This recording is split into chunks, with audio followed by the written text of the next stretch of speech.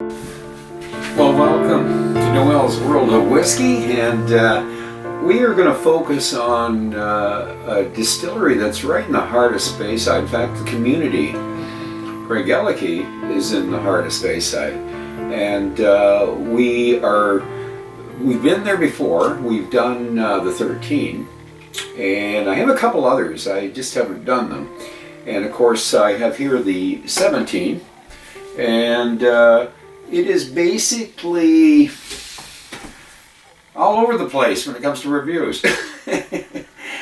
Yeah, I read other reviews on it, but there were a couple of really good reviews, and these are reviewers I respect, and I'm going to mention a couple of names. Jeff from G Whiskey. I probably wouldn't have even bought a bottle of even the 13 if it wasn't for watching a couple of his reviews on the 13. He was the guy that said it took him a while to develop a liking to the 13, and I'd seen it. I actually got a chance to actually try a glass of it, and I remember that it was different. It was quite different. I didn't dislike it, but it was different. But it wasn't enough to drive me down to a liquor store and buy a bottle. But after watching his review, and of course I watched Ralphie's, and I watched a few other reviewers that have given it pretty favorable reviews, and the 13 has stood out more for the price. It's an integrity malting, as Ralphie says. 46%, non-shell filtered. So I started reading up a little bit on it, and the next thing I knew, I was doing a review on it. So this isn't one that I have been involved with for a long time. And maybe that explains Craigellachie, that it's not a Glenlivet, it's not a Glenmorangie, it's not a Macallan, not an Aberlour, not a Lagavulin, or Lefroy, or Ardbeg.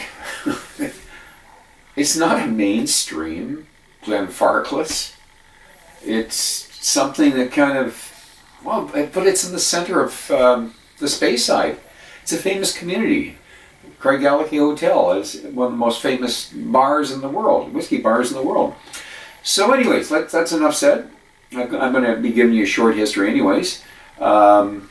Two icons, Peter Mackie and Alexander Edwards, they together with a consortium of other investors built Craigellachie. And these two famous figures, of course, Peter Mackie, Lagavulin, and he went on to form White Horse Distillers. Edward, of course, Alexander Edward, he built the Craigellachie Hotel. He built up the town of Craigellachie in various, small industries and that, and supported the community. Very strong personality of his time. And we'll talk a little through our history about that. But anyways, let's get at this. Craigellachie 17. By the way, the Craigellachie 17 has won a few awards. The 31 back, I think it's 2017, somewhere around there. It was the best whiskey in the world. It was awarded that, I think, it was 2017. And the 23-year-old has done very well at international awards. I think it did win the best in-house, and I think that was at the San Francisco Awards. This one's done very well. It's got double golds, it's got golds, etc., etc. So it's done well. But it does have some contrasting reviews. I haven't seen any real bad reviews, by the way. The most detrimental thing on this whiskey is that the 13 was such a good price, such a good value, for what you're paying. And this suddenly is twice the price, more than twice the price of the 13. You're jumping up 4 years. And, I've got some ideas why. I mean, whiskey's gone up a lot. 13's been around for quite a while. It's their flagship. The 17 is becoming their flagship. But over here in Vancouver Island, it's pricey. But a lot of the reviews that would have given it a little better marks, they nail it for the cost. And I basically kind of had to struggle with that because it is expensive. This is, in Canada, it's like a $200 whiskey, or in BC, it's a $200 whiskey. So anyways, having said that, I did some research on it and eventually bit the bullet. Now, there is another whiskey I have here too. This is another Craigellachie, and I purchased this before. It's an A.D. Rattray, which is independent bottler.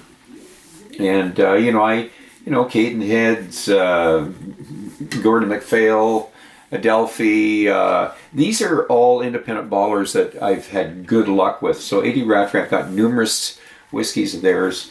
And so it's a 16, and it's aged in I believe it's hogshead, so it'd be a bourbon cask, and natural colored, cask strength 52.3%. So there you are. I'm not going to open this one here. I am going to go after this guy, and of course. It does say on the label here, it did say non-chill filtered. And where was it here? I did read it. Yep, there it is. So it is non-chill filtered. But the interesting thing here is I had to get on the website because very few of the reviewers gave me this information. Color added and non-chill filtered. So I looked it up, and sure enough, it gives a whole history. It actually is also finished in sherry. So I'm gonna show you that picture from the website. That the documentation's on the website. It's not on the bottle. Why? I don't get it. You think they'd want to put no added coloring on the container here, and also on the bottle, and also how is it finished? We know that it's bourbon. I think they did mention European oak, but I mean. If it's finished in sherry, mention it, say it. So,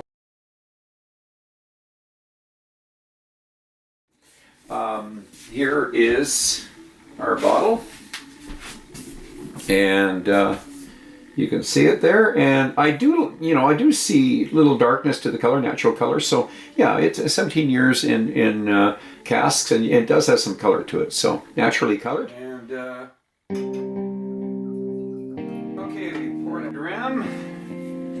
and let's put this baby away, and let's get a look at it there. Give you a little bit of an idea what it looks like there.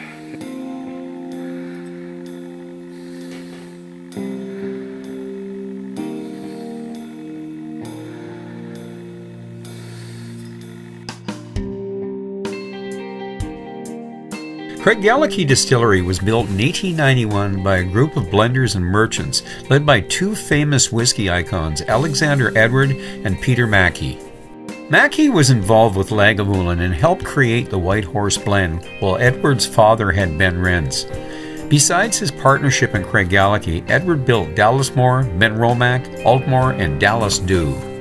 Edward sold his share in Craigellachie to Mackie, who by 1916 owned the distillery, which became part of his White Horse Distillers Company.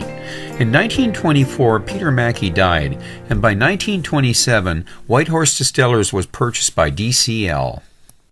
In 1985, Guinness purchased DCL and formed United Distilleries, but the big merger was about to come in 1998 when Guinness and Grand Metropolitan formed Diageo. Because of new monopoly laws, they had to sell John Deere & Sons plus 4 distilleries to Bacardi. That included the Craigellachie Distillery. There are numerous other distilleries around Craigellachie, which is in the heart of the Speyside, next to the Spey River. It is the home of Alexander Edwards' historic Craigellachie Hotel, with its legendary Quaich Bar that was built in the early 1890s. Craigellachie is also the home of the world-famous Speyside Cooperage, where you can watch the skillful coopers build their whiskey barrels.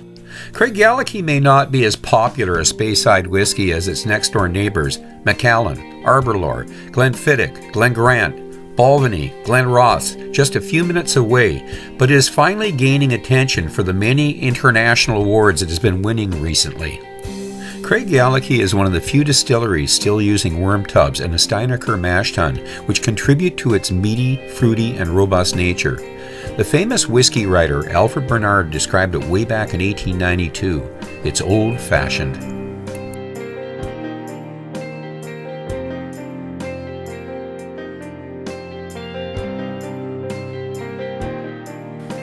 Let's get into this. The nose.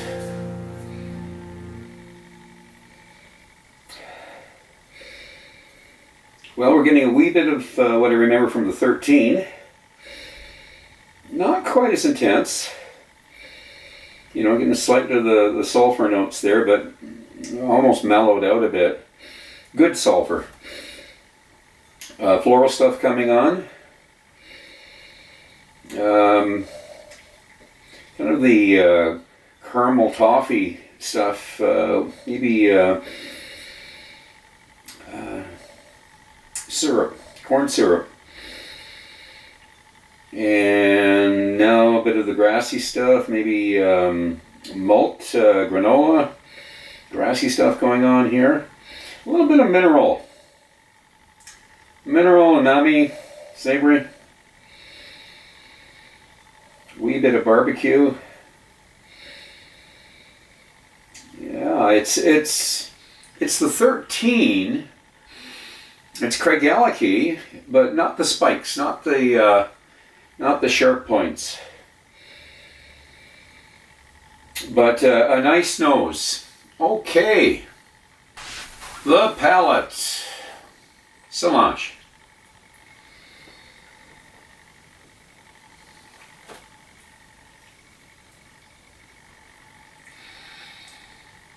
Boy, it is definitely Craigellachie, but a little more sweet. I'm going to say sweet, more the honey notes, a rich honey. And I'll go back to the Manuka, spicy. I'm getting the toffee. I mentioned the grassy notes. Well, I'm going to say, grassy. Hey, it's actually,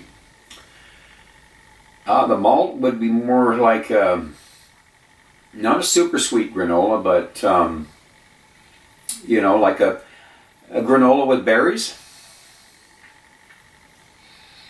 Bit of dried fruit going on here. Dried fruit and honey, spices. Maybe even a little bit of fig Newton going on. We know there's some sherry finishing going on here, but it's not overpowering the sherry. We still have the Craigellachie spirit signature here. So I mean, the worm tub stuff is definitely here. You can taste it. A little bit of wee bit of sulfur in the background there, but very little wood. Back to the honey, and the umami stuff, the savory stuff is it's a slightly meaty drink. There's no question about it. Bit of Mortlack, but not quite as clean as Mortlack, as the newer Mortlacks. The old Mortlacks were a little dirtier, but like Springbank.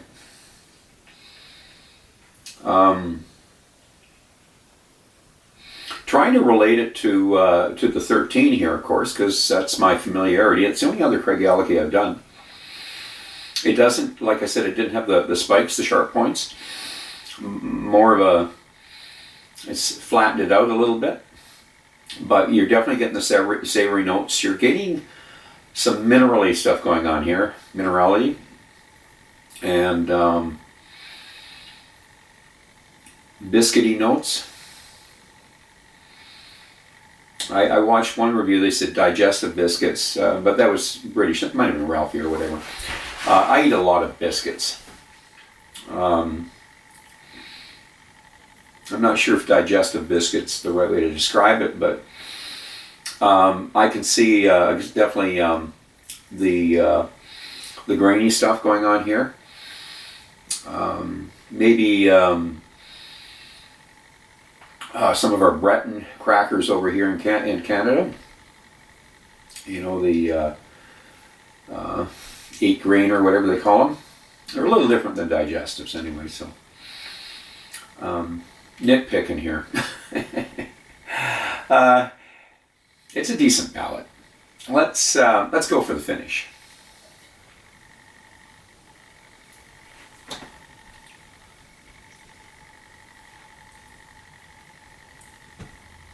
Again, biscuity, grassy. I'm getting a little bit of the wood.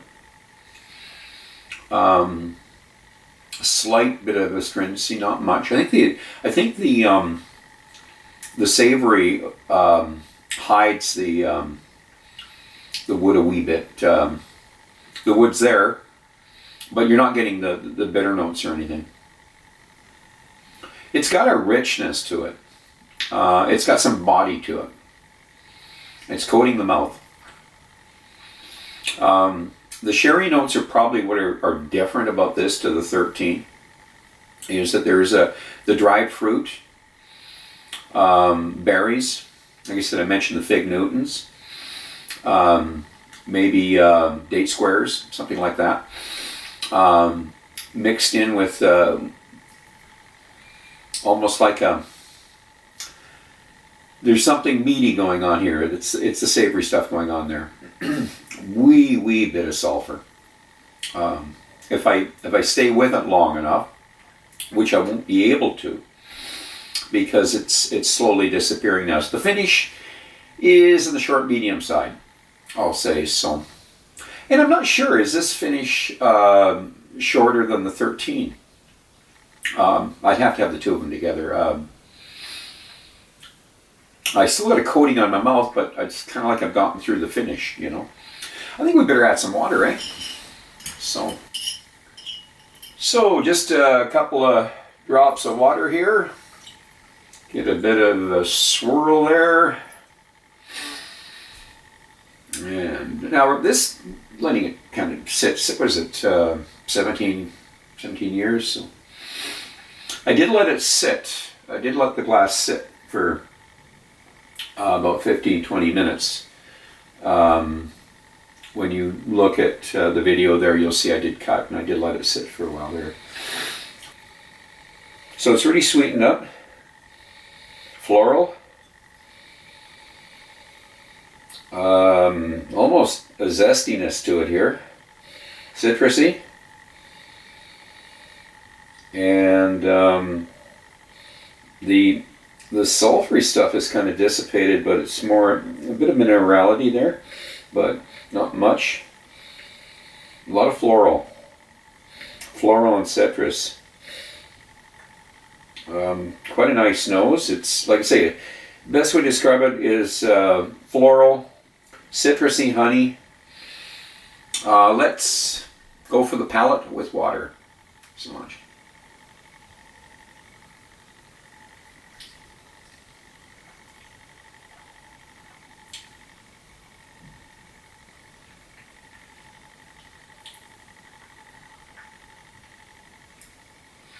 So with water, we've sweetened it up.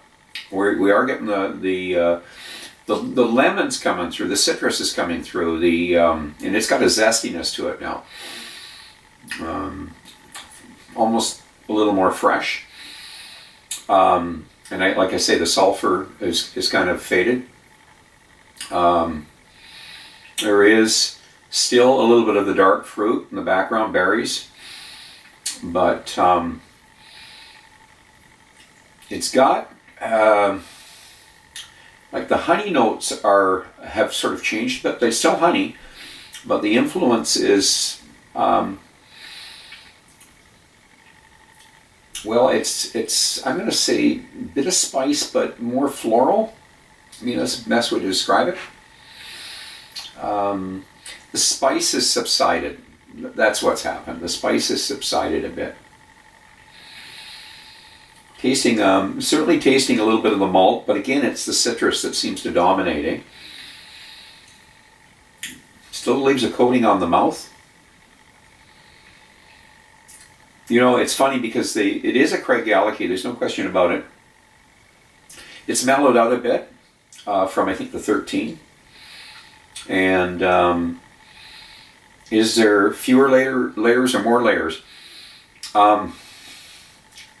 I definitely as many layers. It's just the descriptors I'm using here.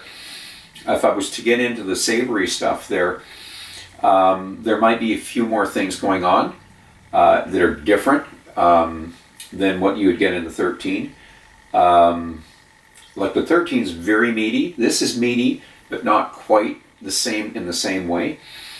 I sort of slid toward Mortlack because that's sort of, I've had a few Mortlacks lately, and that's kind of where it's going.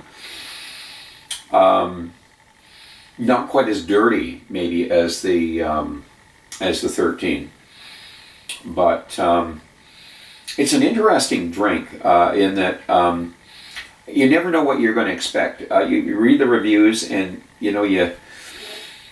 it's Craigellachie is like it's a Dewar's brand, but it's a long ways from, let's say, the Double series. Or what's interesting about Craigellachie is that it is not a mainstream distillery.